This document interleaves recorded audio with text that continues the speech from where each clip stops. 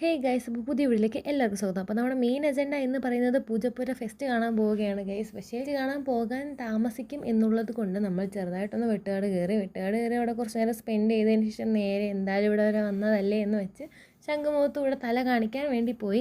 എന്നിട്ട് അവിടെ ചെന്ന് ബീച്ചിലൊന്നും ഇറങ്ങില്ല ഗൈസ്. കുറച്ച് നേരം അവിടെ ഇരുന്ന് ചില്ലടിച്ച് നമ്മളിങ്ങനെ വന്നായിരുന്നു.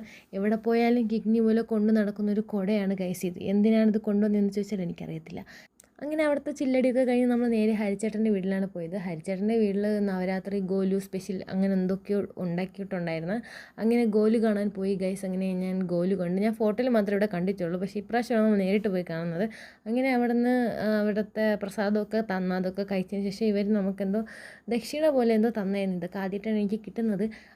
പുതിയ എക്സ്പീരിയൻസ് ആയിരുന്നു ഗൈസ്. അങ്ങനെ അവിടെ നിന്ന് നേരെ അതൊക്കെ കഴിഞ്ഞ് പൂജപ്പുര എത്തി, കറക്റ്റ് ഡെസ്റ്റിനേഷൻ എത്തി ഗൈസ്. അങ്ങനെ അവിടെ കുറച്ച് നേരം സ്പെൻഡ് ചെയ്ത് ഇതിനുള്ളിൽ കയറിയായിരുന്നു ഗൈസ്. അടിപൊളിയാണ്, പക്ഷേ പേടിക്കും, അത്യാവശ്യം നല്ലപോലെ പേടിക്കും. അങ്ങനെ കുറച്ച് പേടിച്ചൊക്കെ കഴിഞ്ഞ് നമ്മൾ അവിടെ നിന്ന് നേരെ ഫുഡൊക്കെ കഴിച്ച് വീട്ടിലോട്ട് പോയി ഗൈസ്. അപ്പോൾ ഇത്രയുള്ളൂ ഇന്നത്തെ വീഡിയോ. അടുത്ത വീഡിയോയിൽ കാണാം. Okay, by.